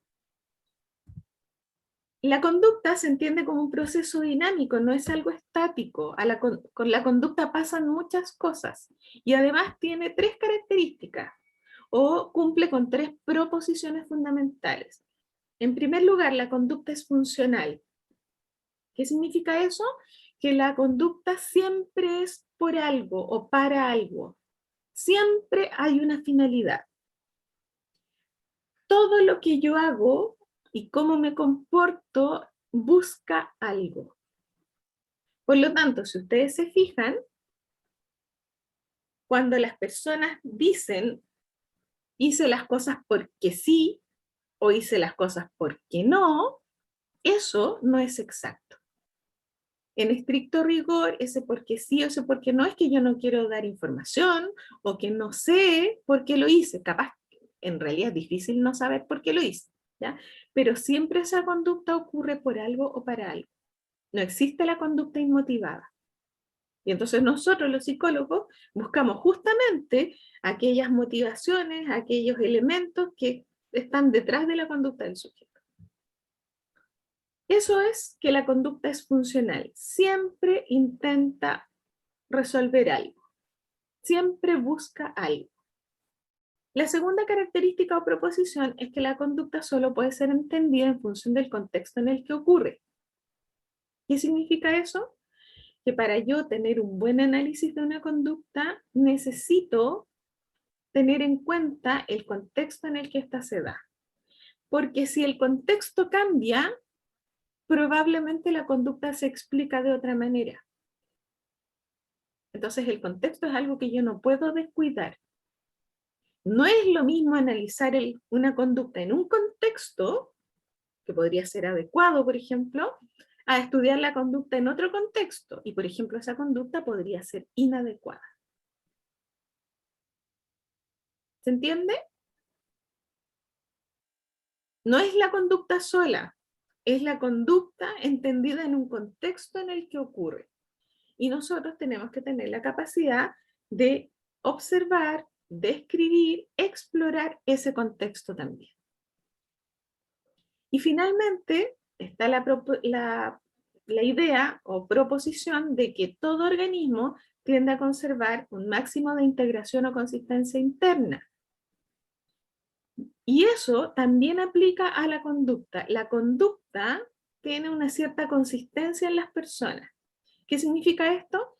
Que nosotros, aunque cambiamos, en general nos manejamos dentro de un set de conductas más o menos conocido, que nos identifica, y cuando hay un cambio muy grande de conducta, nos damos cuenta nosotros o se dan cuenta los demás, porque se perdió esa consistencia. Entonces, llega un momento en la vida, después de hartos cambios, en que uno más o menos se comporta de una determinada manera. Y eso es lo que también nos permite entender que cuando una persona se desvía mucho de la conducta esperada, podríamos pensar que hay una patología, por ejemplo. La patología nos muestra conductas que se desvían de lo esperable y probablemente se desvían de lo habitual. Entonces también es una forma de darnos cuenta cuando se ha iniciado probablemente un proceso patológico. Entonces fíjense que la conducta es un tremendo concepto porque nos permite estudiar al ser humano, nos permite entender el contexto en el que se dan las cosas, nos permite entender las motivaciones de las personas y nos permiten apreciar cómo hay cambios en las personas que a veces no son consistentes con lo que esa persona ha mostrado regularmente. ¿Ya? Entonces, nuestro caballito de batalla, nuestra gran pieza del puzzle aquí es la conducta, y al hacer observación de la conducta nosotros vamos a poder después hacer intervención. Finalmente, no sé si hay dudas de esto.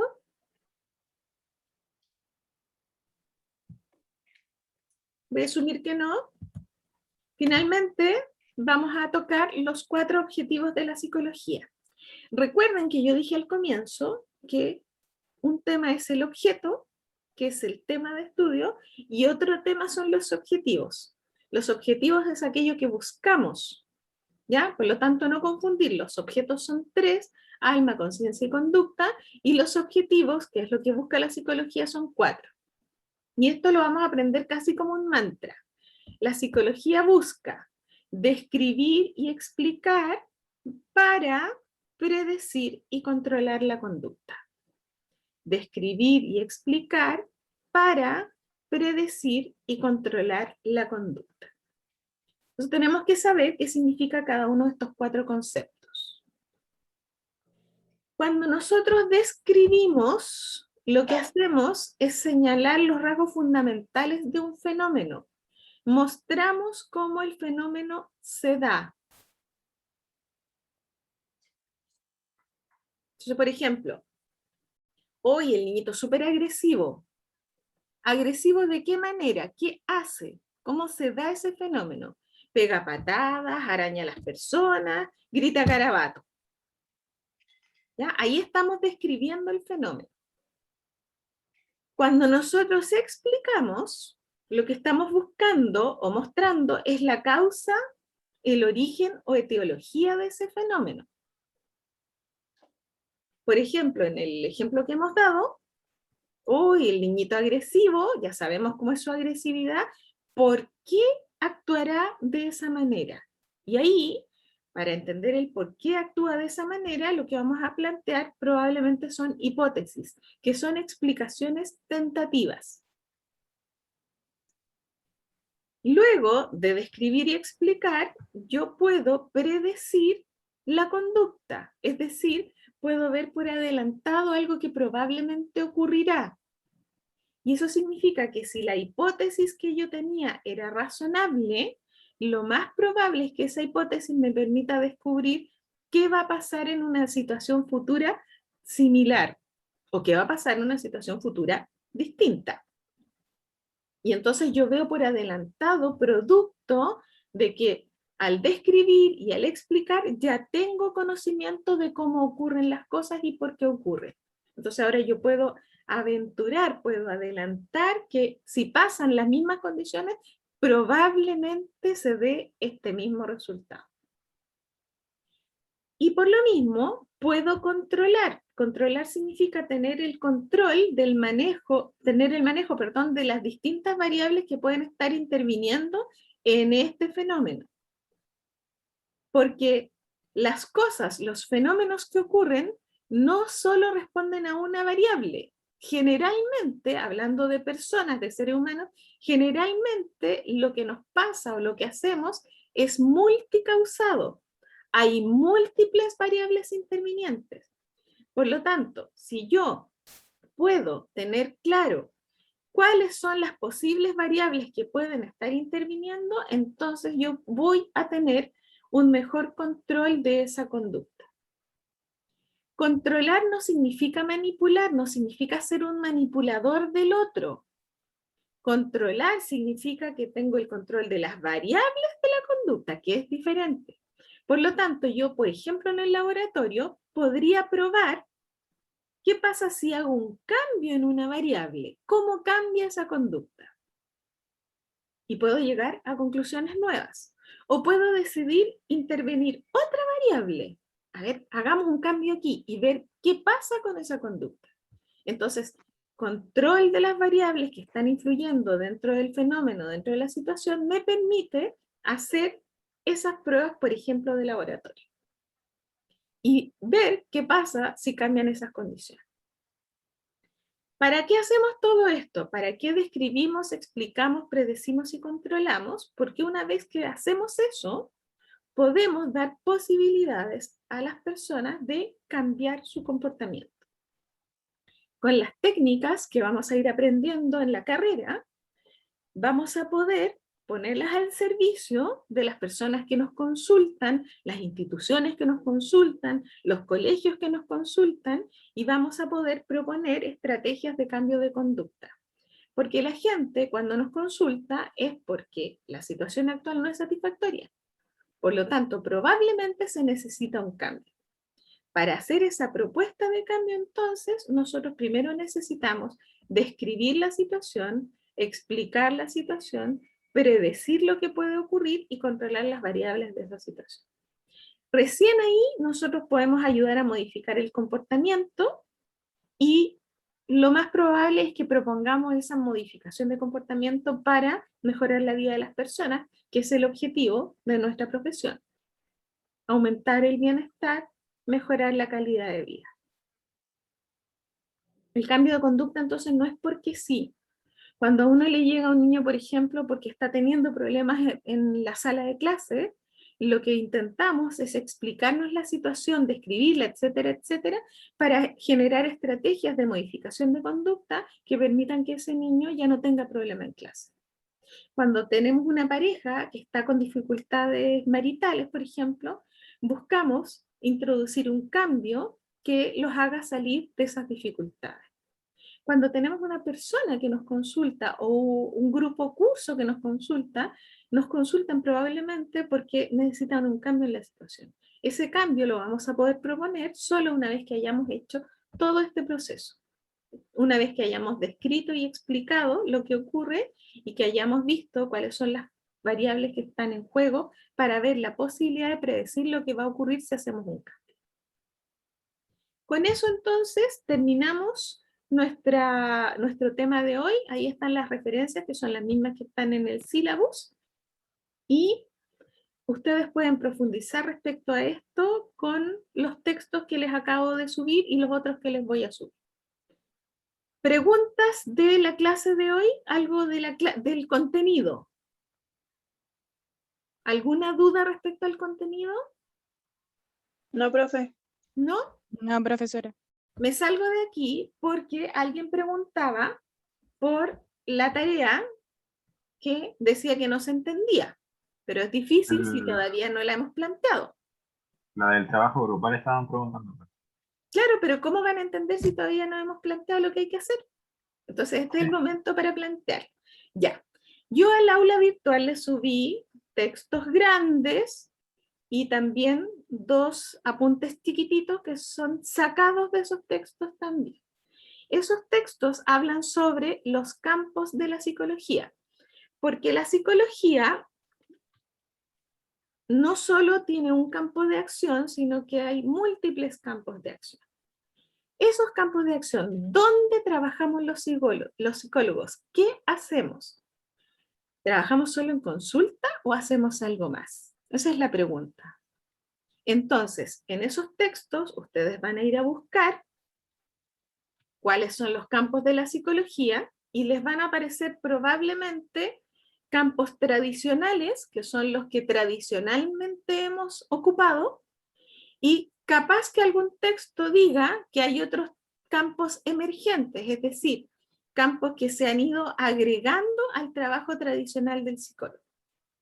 Si en el texto que yo les subí no aparecen los campos emergentes, ustedes van a ir a la web y van a poner el trabajo del psicólogo o áreas de desempeño del psicólogo o campos de la psicología. Y ahí les van a aparecer. Y entonces la idea es poder hacer un panorama de todos aquellos campos posibles de trabajo que tenemos. Y se van a sorprender de que el trabajo del psicólogo está en múltiples partes. Más allá de la imagen clásica del psicólogo en la consulta, se van a sorprender de la cantidad de áreas de trabajo en la sociedad en la que nosotros estamos presentes y hacemos un aporte. Entonces, ¿qué dice el sílabus? El sílabus dice, ¿dónde está? Acá. ¿Qué dice el sílabus para hoy? Voy a sacar esto. Cumplimos con la clase del desarrollo histórico de la psicología. Ahora lo que ustedes van a hacer es buscar estos campos y hacer un organizador gráfico para que les quede más claro. ¿Ya? Aquí dice lo mismo. Realizar organizador gráfico de los campos de la psicología. Eso es. Un organizador gráfico es un esquema, es un mapa conceptual, es un mapa mental, lo que ustedes quieran trabajar y que les sirva para hacerse una especie de resumen de todas las áreas en las que la psicología puede desempeñarse. Es bastante sencillo, no se asusten, es bastante simple, solo que hay que ordenarlos, porque no en todas las áreas de la psicología hacemos lo mismo. Por ejemplo, en clínica está claro que vemos pacientes, pero la pregunta es, ¿qué hace un psicólogo laboral, por ejemplo? ¿O qué hace un psicólogo educacional? ¿O qué hace un psicólogo experimental?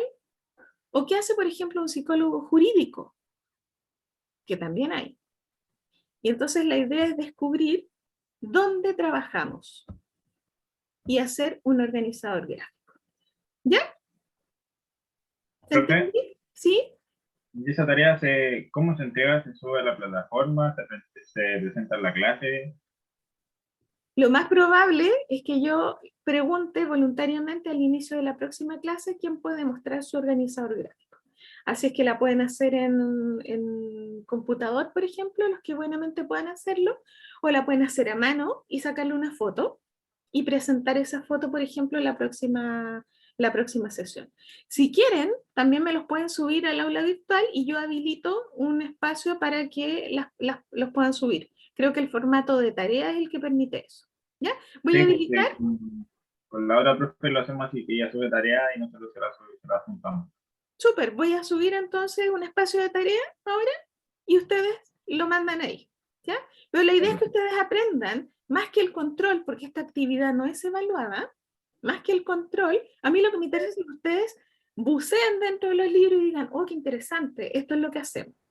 ¿Ya? Porque el día de mañana, hacia allá van a trabajar. Ustedes van a decidir en qué área de la psicología, en qué campo de la psicología se quieren desempeñar. El trabajo puede ser individual, puede ser grupal, porque no lleva evaluación. Así es que si quieren interactuar entre ustedes, háganlo grupal. Libertad total a partir de ahora. ¿Ya? ¿Profe? ¿Sí? ¿Hasta cuándo tenemos para mandar eso? Hasta la próxima clase. Lo ideal es que sea antes de la próxima clase.